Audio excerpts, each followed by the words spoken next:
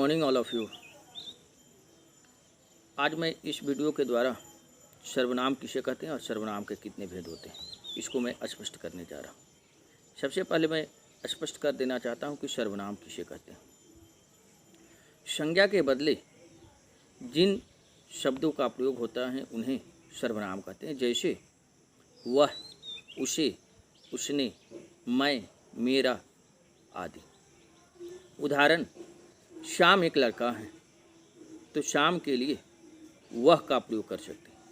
वह पढ़ने में तेज है। श्याम एक लड़का है और वह पढ़ने में तेज है तो श्याम की जगह पर वह जो लिखा गया वही सर्वनाम है। अब मैं सर्वनाम के भेद को स्पष्ट करने जा रहा हूँ। तो सर्वनाम के मुख्यतः 6 भेद होते हैं।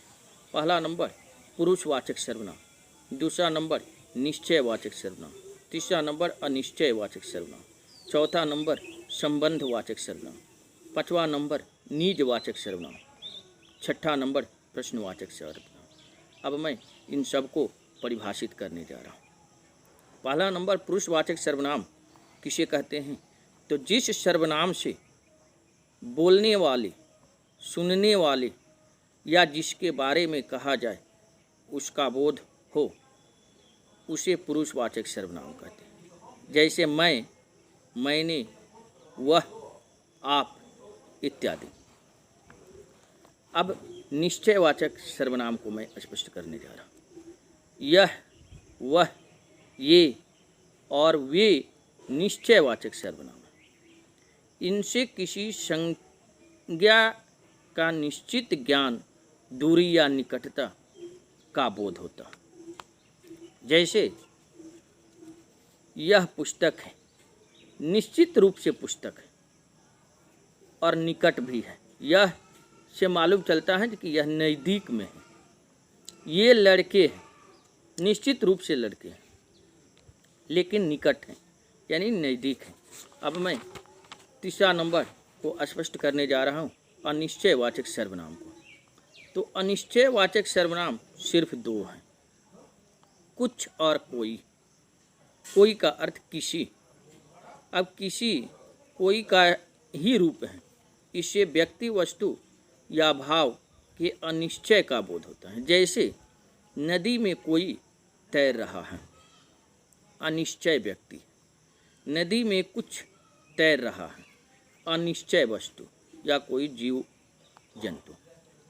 अब मैं संबंध वाचक सर्वनाम को स्पष्ट करने जा रहा हूँ। जो सर्वनाम प्रधान वाक्य और आश्रित वाक्यों में प्रयुक्त संज्ञा या सर्वनाम से संबंध जोड़ता है उसे संबंधवाचक सर्वनाम कहते हैं। जैसे जो डॉट कर सकते हैं, असो, जिसकी, उसकी। जैसे मैं एक उदाहरण लेकर आप लोगों को स्पष्ट कर देना चाहता हूँ। जो सोता है सो खोता है। जो सोता है सो खोता है। जहाँ न जाए रवि वहाँ जाए कवि आदि। इस तरह का वाक्य जो है संबंधवाचक सर्वनाम कहते हैं। अब 5वां नंबर निजवाचक सर्वनाम। आप निजवाचक सर्वनाम है। इससे निज या स्वयं का बोध होता है। जैसे मैं उदाहरण स्पष्ट कर देना चाहता हूँ, मैं आप ही चला जाऊँगा। मैं स्वयं खुद को चला जाऊँगा। मैं स्वयं का अर्थ हुआ खुद हुआ। मैं स्वयं चला जाऊँगा। स्वयं का अर्थ क्या हुआ? खुद चला जाऊँगा। मैं दूसरा उदाहरण मैं लेना चाहता हूँ, वे अपना काम आप ही करते हैं। वे अपना काम स्वयं करते हैं। आप ही करते हैं इसका मतलब कि वह स्वयं करते हैं। अब मैं 6 नंबर जो है, चौथे नंबर, उसको मैं स्पष्ट करने जा रहा हूँ। प्रश्नवाचक सर्वनाम। कौन और क्या, यही 2 प्रश्नवाचक सर्वनाम होते हैं। याद रखना है, कौन और क्या प्रश्नवाचक सर्वनाम होते हैं। इनसे प्रश्न का बोध होता है। जैसे कौन दौड़ रहा है तो कौन जो है इसमें प्रश्नवाचक सर्वनाम। क्या पढ़ रहा है, क्या पढ़ रहे हैं हो तो क्या जो है प्रश्नवाचक सर्वनाम। अब मैं इस वीडियो के माध्यम से सर्वनाम और उसके भेद को स्पष्ट किया।